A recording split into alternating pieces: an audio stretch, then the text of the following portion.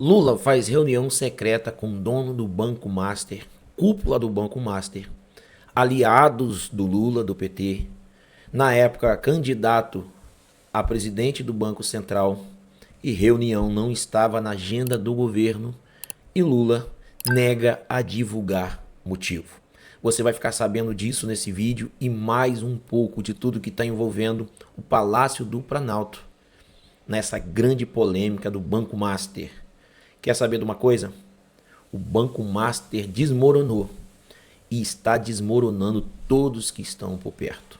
Você vai ver isso nesse vídeo e mais um pouco. Mas agora eu trago para você um vídeo do Metrópolis que vai esclarecer um pouquinho mais e depois nós vamos trazer mais detalhe sobre esse caso que está abalando Brasília.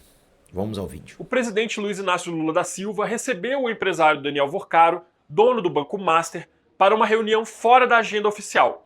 O encontro aconteceu no Palácio do Planalto em dezembro de 24. Vorcaro foi recebido no gabinete presidencial por cerca de 1h30. Além de Lula e do próprio Vorcaro, estavam nessa reunião o ex-ministro Guido Mantega, os ministros Rui Costa da Casa Civil e Alexandre Silveira de Minas e Energia, o então CEO do Master Augusto Lima e Gabriel Galípolo, que na época era ainda indicado para presidir o Banco Central.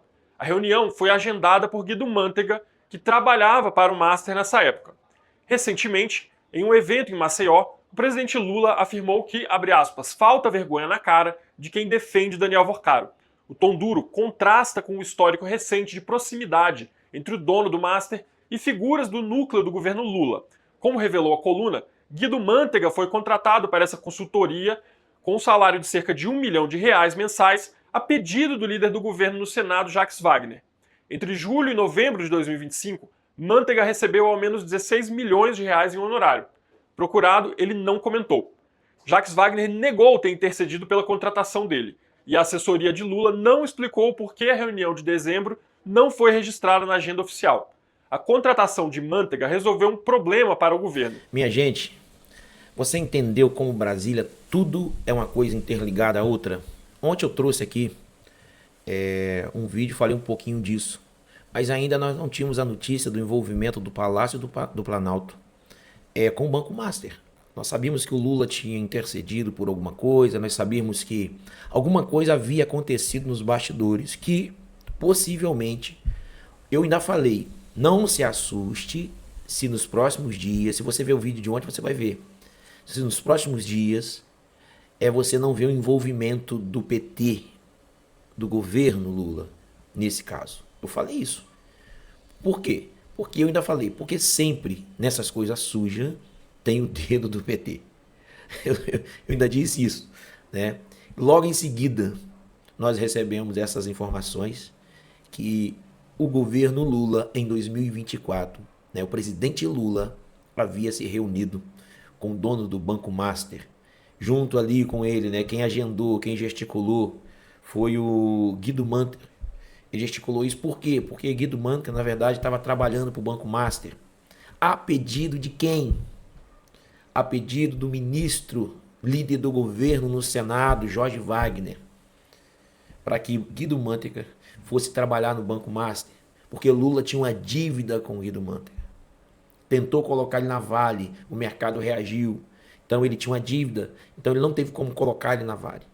E aí o líder do Senado, provavelmente a pedido do Lula, foi até o Banco Master e pediu para encaixá-lo, ganhando um salarinho básico de R$ 1 milhão.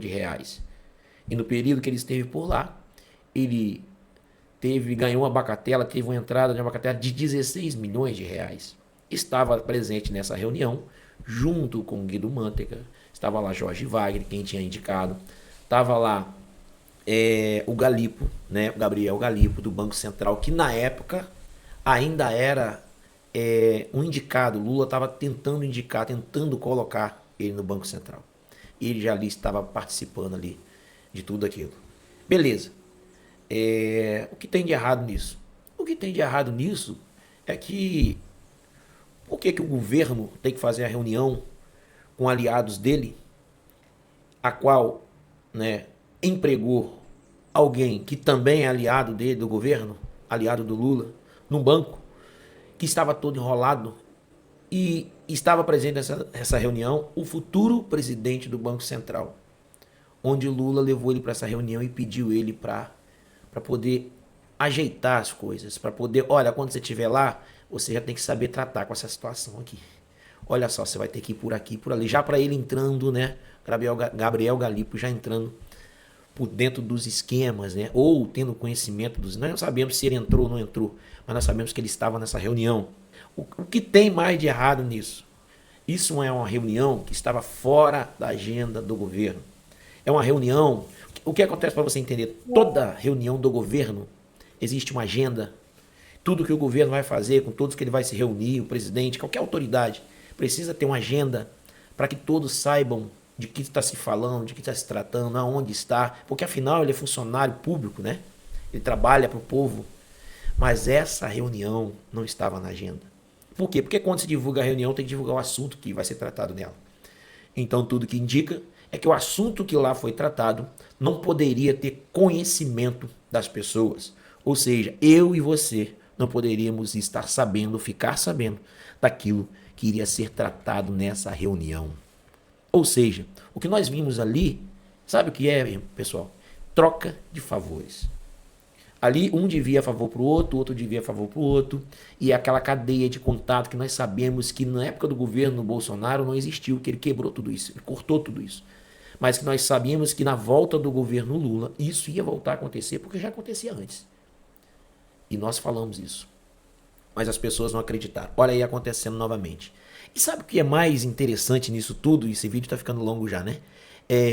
O mais interessante nisso tudo é que o Lula, semana passada, num evento que ele teve, ele falou que falta vergonha na cara de quem defende o Banco Master, falta vergonha na cara de quem defende bandido. E aí, uma semana depois, nós vemos o Lula sendo vazado uma reunião que aconteceu com a pessoa que ele estava se referindo. Eu quero fazer uma pergunta para você, Lula. Você não tem vergonha na cara? Você não tem vergonha na cara porque você fez aquilo que você falou que só fazia quem não tinha vergonha na cara. É incrível a facilidade que o Lula tem de diante das pessoas e mentir com a cara tão séria, passando uma seriedade tão grande. E realmente eu acho que o Lula ele acredita na mentira que ele fala. Ele fala tanta mentira que ele chega a acreditar na mentira que ele está falando. E aquela mentira para ele passa a ser verdade. Porque ele fala tanto que ele acredita. E aquilo ali ele começa a defender como se fosse uma verdade. Mas a pergunta para ele aqui é o quê? Você não tem vergonha na cara, Lula? Você não tem vergonha na cara? E o mais grave disso, não sei se é mais grave, não sei o que tem mais grave aqui nesse vídeo, né? Que tudo é grave. É que procurado a assessoria do Lula agora para saber por que essa reunião não estava na agenda, simplesmente eles não quiseram responder. Ou não tem resposta. Ou nós não podemos ficar sabendo. Né? E o importante é que nós já sabemos que houve a reunião. Agora, simplesmente, o governo que se diz um governo do povo e transparente não pode dizer o motivo ou o porquê uma reunião aconteceu às portas fechadas fora da agenda do governo. Quero que você responda nesse vídeo aí embaixo. O governo Lula tem vergonha na cara? Deixa o like, deixa o seu comentário nesse vídeo, se inscreva no nosso canal, que é muito importante para nós. Mas nós já sabíamos, né? Ó, pensa.